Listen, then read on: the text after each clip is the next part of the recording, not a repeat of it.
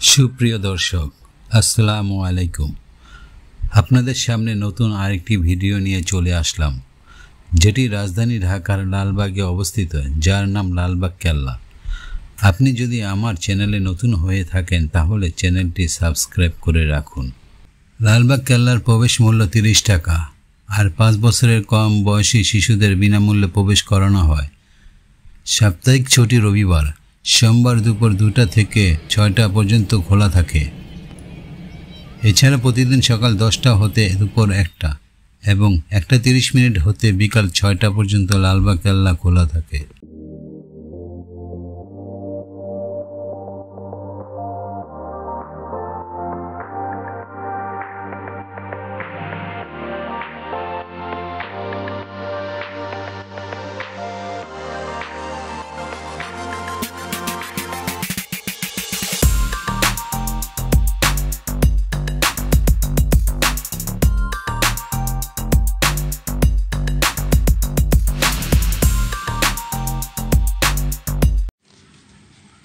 লালবাগ কেল্লা রাজধানী ঢাকার দক্ষিণে বুড়িগঙ্গা নদীর তীরে অবস্থিত। লালবাগ কেল্লার প্রাচীন নাম ছিল কিলা আওরঙ্গাবাদ। লালবাগ কেল্লায় ঢুকতে লক্ষ্য করবেন সরু রাস্তার দুই পাশে নানা রকমের ঝাউ গাছ আর পাতাবাহারের সারি। গোলাপ, গাঁদা, রঙ্গন সহ আরও আছে বাহারি ফুলের গাছ। ঢাকার হৃদয়ে দাঁড়িয়ে থাকা এক অমূল্য ইতিহাসের সাক্ষী লালবাগ কেল্লা। মুঘল সাম্রাজ্যের গৌরবময় স্থাপত্য শৈলীর এই নিদর্শন আজও বহন করে চলেছে শতাব্দীর রহস্য ও রোমাঞ্চ। চলুন ডুব দেই এই প্রাচীন দুর্গের অজানা ইতিহাসে। মুঘল সম্রাট আওরঙ্গজেব পুত্র মোহাম্মদ আজম শাহ 1678 সালে এই দুর্গের নির্মাণ কাজ শুরু করেন। পরে বাংলার সুবেদার শায়েস্তা খান এটির দায়িত্ব নিলেও তার প্রিয় কন্যা পরী বিবির মৃত্যুর পর তিনি এটিকে অশুভ ভেবে নির্মাণ বন্ধ করে দেন। ফলে আজও এটি অসম্পূর্ণ রয়ে গেছে। লালবাগ কেল্লার স্থাপত্য মোগল রীতির অনবদ্য উদাহরণ। এখানে রয়েছে 3 গম্বুজ বিশিষ্ট মসজিদ, পরী বিবির সমাধি এবং সুদৃশ্য দরবার হল।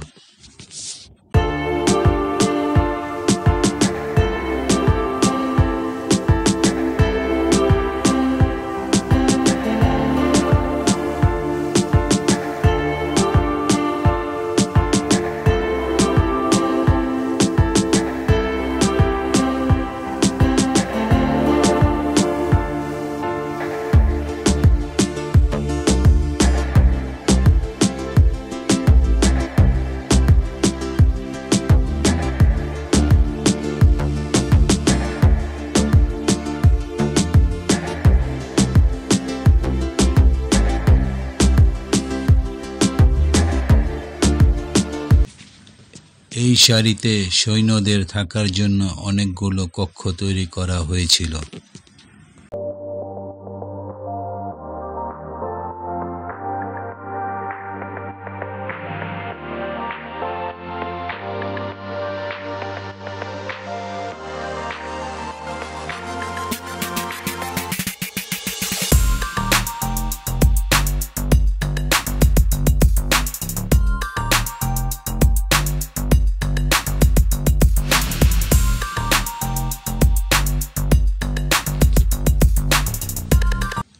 এখান থেকে সরাসরি পশ্চিমে রয়েছে মসজিদ। মসজিদে হতো নামাজ। আজও নিভৃতে দাঁড়িয়ে আছে সেই মসজিদ, যেখানে নামাজ পড়েছেন সম্রাট শায়েস্তা খান, সম্রাট আজম শাহ সকলেই।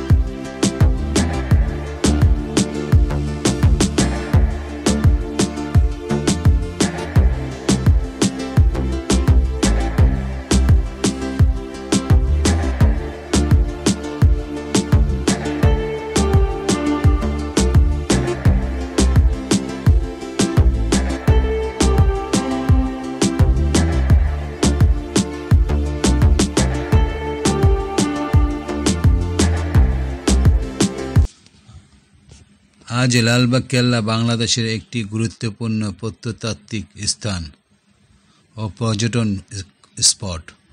এখানে রয়েছে একটি জাদুঘর যেখানে সংরক্ষিত আছে মোগল আমলের নিদর্শন। প্রতি বছর হাজারো ভিজিটর আসেন এই ইতিহাসের স্পর্শ পেতে।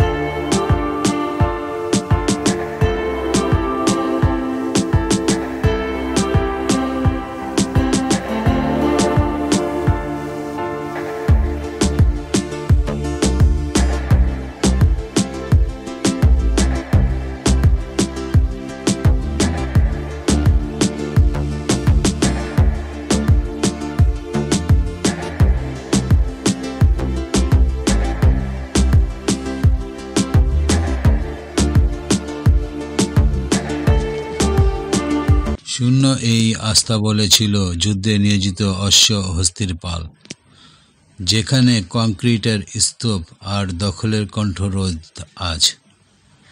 একদিন ছিল তলোয়ারের ঝনঝনানি, অস্ত্রগোলা, গগনভেদী আওয়াজ।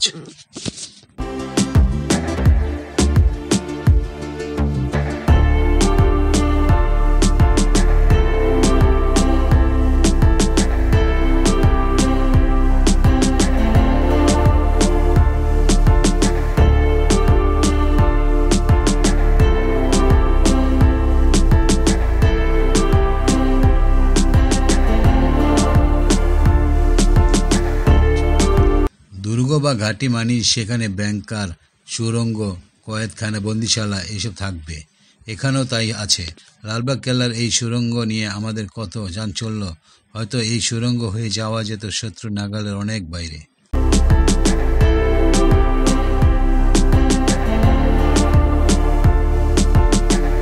লোকমুখে শোনা যায় এই পুকুর থেকে এলাকার বাসিন্দারা পানি পানি ডাক শুনতে পেত, তাই গভীর রাতে তারা এই পথটি এড়িয়েই চলাফেরা করতেন। এটি মূলত দরবার হল এবং এই দরবার হলে গুরুত্বপূর্ণ আলোচনা এবং বিভিন্ন সিদ্ধান্ত নেওয়া হতো। দুর্গের প্রধান ও যে দুটি স্থাপনা তা হলো এই দরবার হল এবং মসজিদ, সেগুলো এখন খুলে ফেলা হয়েছে। দরবার হলে দুর্গের গুরুত্বপূর্ণ বৈঠক, আলোচনা, ঘোষণা, দিক নির্দেশনা দেওয়া হতো। সম্ভবত সেটি হতো উপরে, মানে দোতলায়। ঝর্ণার পানির ফোয়ারায় স্নিগ্ধ থাকত দরবার হলের প্রধান এই ফটক। একদিন যা ছিল বাস্তব, আজ তা শিল্পীর কল্পনা ছাড়া আর কোথাও নেই। এককালের আর্দ্র এই হাম্মামখানা আজ শূন্য হয়ে আছে, কেবল কালের সাক্ষী হয়ে। দেয়ালের চারপাশের প্রকাশে ছিল আলোকসজ্জা কাণ্ড। এই দরবারই হয়েছে কত না কলা কৌশল।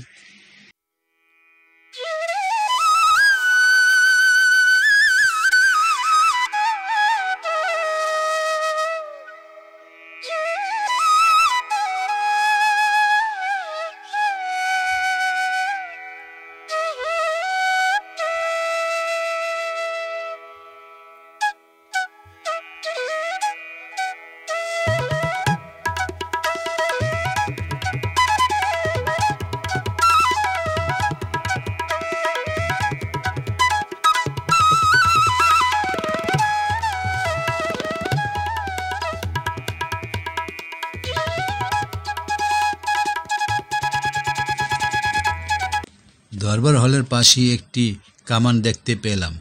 কে জানে এই কামান কোনোদিন যুদ্ধে ব্যবহৃত হয়েছিল কিনা, নাকি চির অবসরই শেষ হয়ে গেছে তার আয়ু। লালবাগ কেল্লাকে বলা হয় বিশ্বের সুন্দর স্থাপনাগুলোর একটি।